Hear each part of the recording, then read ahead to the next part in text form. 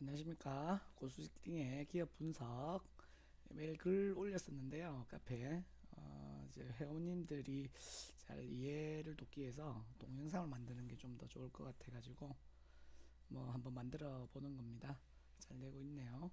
일단 처음 만드는 건데 대본 없이 만드니까 조금 뭐 부족하더라도 이해해 주시고요. 제가 한번 올려봤는데 올리려고 하니까 너무 길어요. 한 2시간 넘게 나오던데 이제 그러다 보니까 올리기 너무 힘들어서 일단 15분씩 잘라서 한번 일단 방송 한번 진행해 보도록 하겠습니다. 우리 카페 무적지인장님이 깔아주셨고요. 원격으로 저희 뭐 11명이나 되네요. 많이 늘었다 그죠? 즐겨 잡는 멤버 3명, 주인장님이랑 저랑 뭐 빼고 나면 한 분 정도 더 계신 것 같은데 딱 이 정도가 좋죠. 너무 많으면 힘들고 일단은 하이메탈 올린 거 먼저 설명드려 볼게요. 왜 하이메탈을 추천하게 되었느냐? 우리가 기업을 분석하면 탑다운 있고 바텀업 있죠.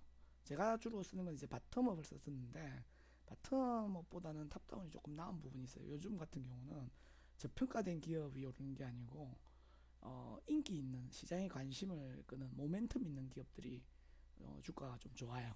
그러다 보니까 특히나 이제 반도체와 OLED 그래서 반도체와 OLED 수혜를 다 보는 종목 이렇게 찾다 보니까 덕산 알메탈이죠. 옛날에 일찍부터 제가 뭐 좋은 주식이라고는 이야기를 했었죠. 근데 이제 뭐 투자하기에는 조금 지표가 안 맞았죠. 우리가 바텀업으로 보다 보니까 그러다가 이제 프로텍 공부하면서 나왔는데 EMI 차폐 관련해서 제너쌤하고 근데 이제 실적이 너무 좋게 나왔어요. 일단 보게 된 이유가 3분기 실적이 너무 좋았는데 이렇게 좋을 리가 이렇게 해가지고 딱 공부를 하다 보니까 너무 좋은 거예요. 그래서 이제 추천을 하게 된 거죠. 그때 보시면은 15일이니까 한 10일 됐습니다. 올린 지는. 뭘 보고 올렸느냐? 아까 말했듯이 반도체와 오일리가 좋은데 얘가 진짜로 뭐 좋아질 거냐? 이런 부분들 하고 얼마 만에 가치가 있느냐? 이런 분들 한번 분석해 보면 되겠죠. 일단은 오늘 가격 이런 거 빼고요. 그때 당시로 일단 읽은 다음에 나중에 추가해서 해보겠습니다. 지금 녹화하는 시기가 11월 26일 밤입니다. 보시면은 덕산하이메탈은 시가총액이 1,590억입니다. 당시에 한 7,000원 할 때인데 그 다음날 이렇게 하락 출발해가지고 사기는 좀 좋았었죠. 일단은 보시면은 저 같은 사람들은 이게 사지를 못하죠. 왜냐면 2019년들 기준을 보면 영업이익이 한 600억, 60억 정도 나오니까 10배 곱하면 600억 정도 봐야 되는데 그때도 이미 1,500억을 넘었어요. 1,600억 정도면 제가 투자할 만한 가치가 없는 거죠. 그리고 뭐 내년을 기준으로 보더라도 많이 올라도 한 1,100억 정도, 106억 정도면 한 1,000억 정도 제가 바라보는데 PER 10배 주면 그죠? 물론 이제 순이익은 더 나오죠. 네오룩스 때문에. 그다음에 이자 수익이나 이런 거 계산해 보면. 그래서 이제 일단은 제 가치 투자 측면에서는 안 맞지만 결국에는 그겁니다. 실적이 너무 잘 나왔는데 네오룩스가 너무 많이 올라 있죠. 덕산 네오룩스 같은 거 보시면은 작년 기준으로 지금은 더 나오겠지만 이제 장부 가격으로 900억 정도 잡혀 있습니다. 1,000억 잡고 그죠? 1,000억에 아까 말했다시피 그 자산이 2,000억 정도 있는데 부채가 거의 없어요. 그죠? 자본이 한 올해 2,000억 넘을 건데 2,000억 보면 이 중에 1,000억은 뭐 나머지 기타 자산들이고 1,000억은 네오룩스입니다. 네오룩스. 그죠? 근데 네오룩스가 보시면은 뭐 5천억 정도 잡고 38%인가 40% 잡으면 4, 5, 20 때리면 한 2천억이 나와요. 그죠? 얘가 2천억인데 한 천억 정도로 장부에 잡혀 있으니까 합치면 한 3천억 정도 나오죠. 그러니까 덕산 뭐 하이메탈이 아무것도 아니고 한 3천억 정도 볼 수 있는데 요즘은 이제 그렇게 안 되죠. 왜냐하면 자회사를 더 지주고 지주사 개념을 잡히면 할인을 쳐서 잘 안 가요. 보통 이제 그 사업 부서를 더 지주고 지주사를 적게 지주니까 이런 계산은 언제나 실패하기 마련임에도 불구하고 잘 보시면 그한 1,000억 정도 까더라도 2천억은 돼요. 근데 지금 1,600억이에요. 왜 그렇게 되냐면 반도체도 좋고 OLED도 좋기 때문에 영업이익을 빼고 PBR 기준을 보면 1.0까지는 안전마진이 확보된다고 제가 판단을 했기 때문에 일단 부담 없이 분석이 가능한 뭐 그런 케이스입니다. 그래서 굉장히 좋죠. 거기에다가 덕산 하이메탈은 정말 좋아요. 이게 기업 경쟁력이 기초 소재 만드는데 우리나라에서 거의 제가 볼 때 최고입니다. 거의 탑급입니다. 그런데 이 정도 가격이면 너무 싼 거예요. 그냥 상식적으로 생각해봐도 이 회사가 차지한 위치를 보면 너무 괜찮은 거죠. 핵심은 이겁니다. 일단 바야흐로 후공정 시대입니다. 지금 후공정 그 장비 업체 소재 뭐 이런 거 중에 안 오른 애들이 없어요. 관련되면 다 올랐습니다. 거의 더블 다 이상 났는데 너무 이해가 가요. 반도체 공부해 보면 삼성전자가 후공정에 정말 집중하고 있습니다. 정말 후공정. 왜냐하면 이유는 뭐냐면 반도체가 고대되면 메모리, 비메모리 되면 더더욱 후공정이 중요해지거든요. 메모리, 비메모리, 반도체 고도화되고 핸드폰 장비 같은 게 작아지면서 고급화되면 작아지고 그 충격에도 약하고 이러니까 뭐 범핑도 많이 들어야 되고 여러 가지 생각해 보면 후공정이 너무 중요해진데 삼성도 후공정에 집중하고 있다는 뉴스가 무수히 많이 나와요. 제가 나중에 설명드리겠지만 삼성전기와 삼성전자 사이 이런 그 관계들을 보면 지금 후공정에 굉장히 집중하고 있음을 알 수가 있습니다. 이제 그런 것들도 사업 보고서 보면 또 잘 나와 있어요. 근데 이제 그 직접 나중에 공부해 보시면 되고 일단 핵심만 집어서 제가 말씀을 드리는 겁니다. 그리고 이 부분에 있어서도 일본이 수출 규제 되면서 더 좋아졌어요. 그 솔더볼 부분에 있어서도. 그리고 일본 기업보다 더 유리하죠. 잘 생각해 보면 아마 이제는 시장 점유율이나 이런 거 보면 거의 1위로 올라섰다고 봐야 돼요. 왜냐하면 삼성전자 하이닉스가 우리나라 회사인데 일본 수출 규제 때문에 아무래도 국산품을 더 쓰고 있는 게 실적에 보여요. 이제 그러다 보니까 더 좋아질 겁니다. 일본 1위보다는 오히려 덕산 하이메탈이 더 좋아요. 솔드볼 이런 부분에 있어서는. 거기에다가 그 도전성 필름 같은 경우, 그죠? 여기에 도전볼을 내나 저기 덕산 하이메탈에서 만들어 가지고 지금 뭐 성공했거든요. 요게 이제 아마 향후에 비솔더볼에 있어서 또 매출에 플러스가 되는 게 있을 겁니다. 그리고 EMI 차폐, 뭐 제가 계속 프로텍이라든지 제너쌤 이야기하면서 나왔지만 전자패 차폐 기능이 전자파가 작아지니까 이 간섭이 일어날 거 아닙니까? 그걸 말 그대로 이제 그 간섭을 어떻게든 막아주는 거죠. 줄여주고 이런 부분들의 EMI 차폐가 스프레이 방식으로 거의 채택된 거거든요. 그래서 이 부분은 생각해 보면 비솔더블 부분에서도 내년이 정말 꽃이 필 거다.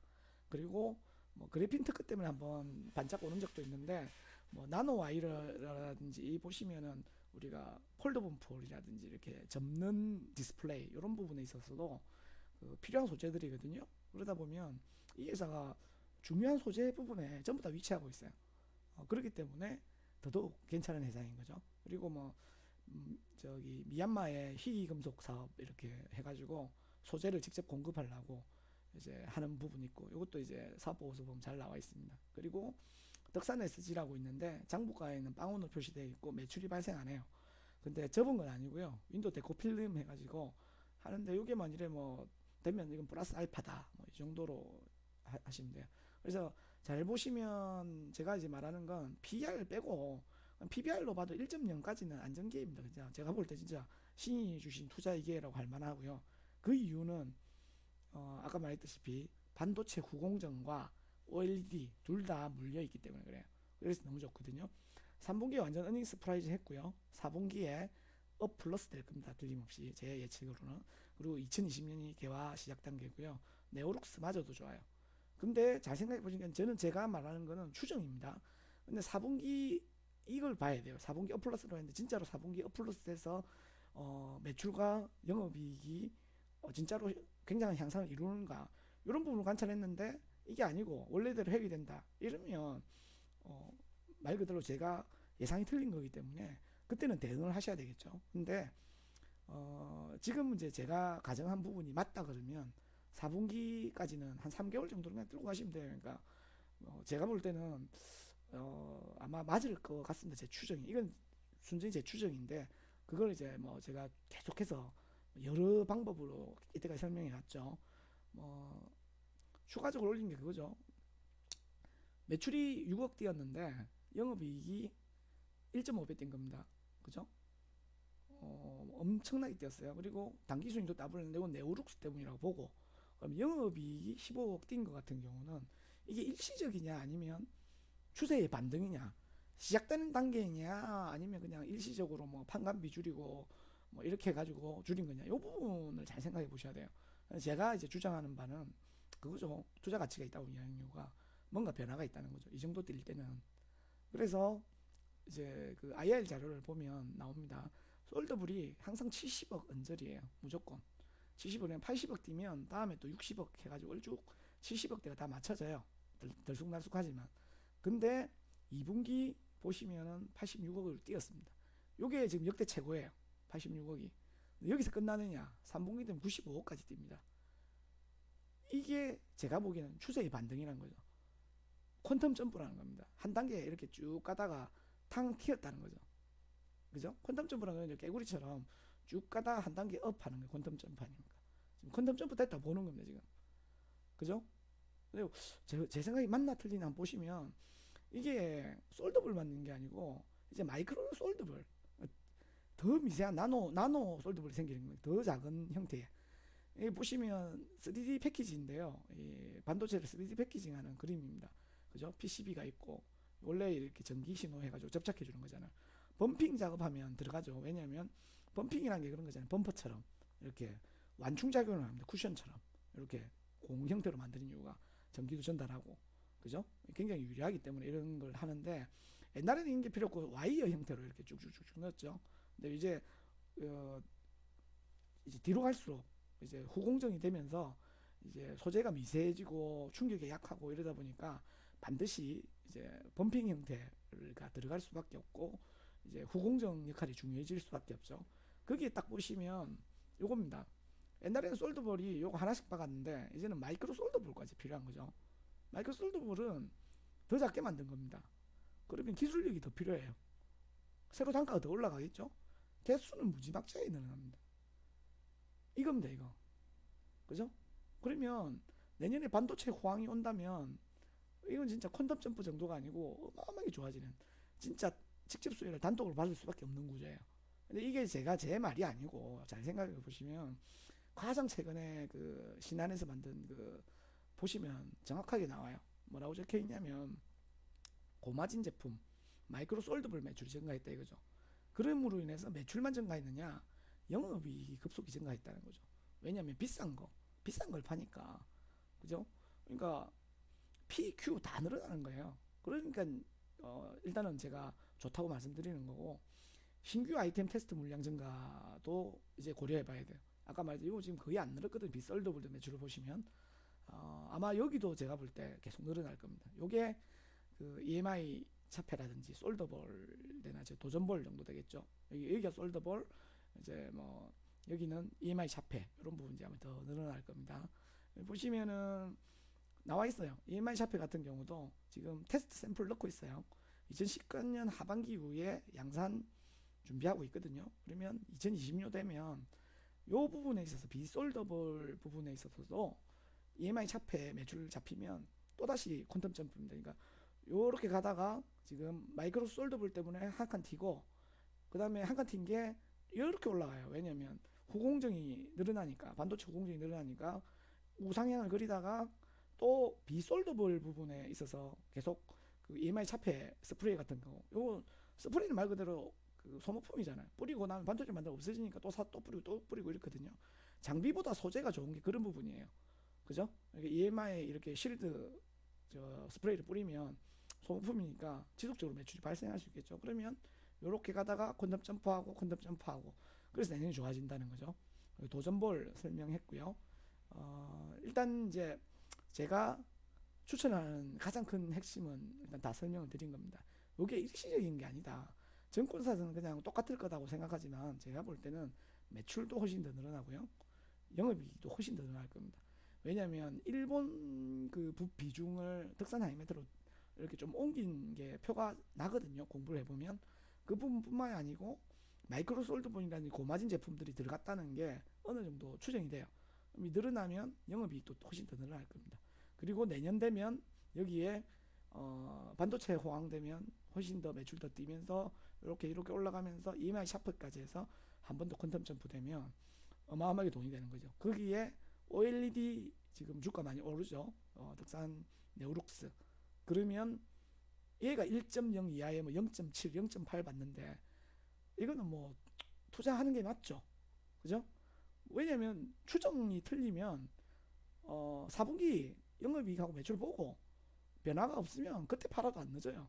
왜냐면 지금 그 이게 바텀업이 아니고 탑다운이기 때문에 그 반도체와 OLED가 좋다고 보고 들어온 거기 때문에 반도체 OLED가 끊기지 않으면 크게 손해 볼 구간이 아니에요. 그러면 내년 4분기에 내 추정이 맞는지 아닌지 공부를 해가지고 검토해 보면 충분한 기회가 있다는 거죠.